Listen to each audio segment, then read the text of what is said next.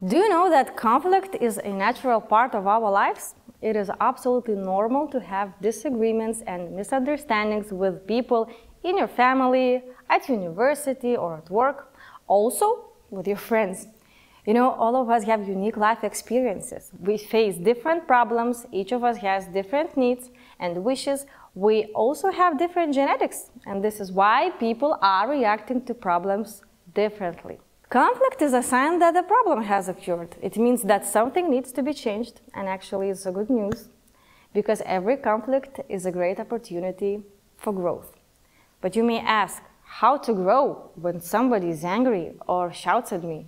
It may seem so scary, and yes, it is, but let me help you. Today I'm gonna tell you some tips, or in other words, steps, how to act in practically any conflict. First of all, you should listen, then accept and reframe what you heard, then try to understand and show empathy, ask for solutions and offer yours, and finally, you should thank your opponent. Let's go. First step is to listen. So let's imagine that a conflict has started. Your opponent is angry, emotional, maybe even shouting. So the question is what to do. It is normal if you feel a need to defend yourself, maybe justify or attack. You may also feel a desire to say, hey, just calm down, don't shout, can you just listen to me, just let me say.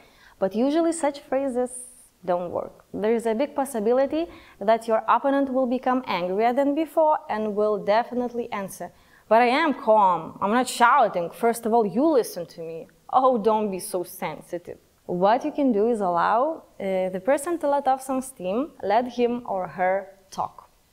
Not all people are able to express their thoughts calmly, and yes, it is hard to listen when somebody shouts, but be patient. Usually, an emotional speech lasts up to 2 minutes if you're not interrupting.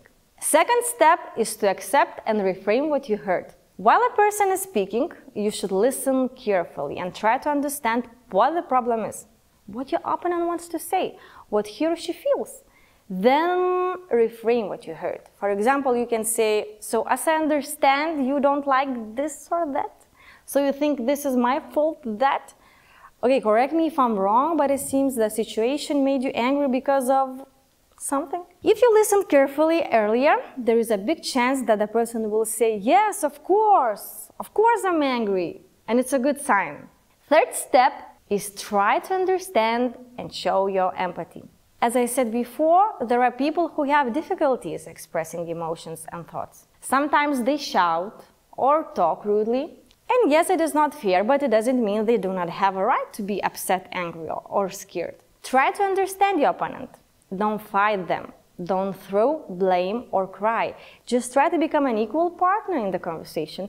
Try to understand what the other person feels. For example, you can say, I feel you. Yes, this situation is also driving me crazy. I understand you. You know, if I were you, I would also be angry. I'm so sorry to hear that. I'm so sorry that this happened. Such words can really help to calm the situation because you do not deny the other person's feelings and truth. What's next? It's fourth step. Ask what your opponent suggests. Correct questions often help in difficult situations and conflicts. If the other person doesn't want to hear what you have to say and keeps blaming you, you can ask, how do you see the solution? Okay, how can we solve that? What opportunities do you see in this situation? What can we do so it won't happen again? You can also share your suggestions and your view of the situation, but before starting, ask, can I share with you what I think about it? And then share. You know, these questions are really magical. They make you think out of the box and they also allow both sides to calm down. Fifth step is to say thank you.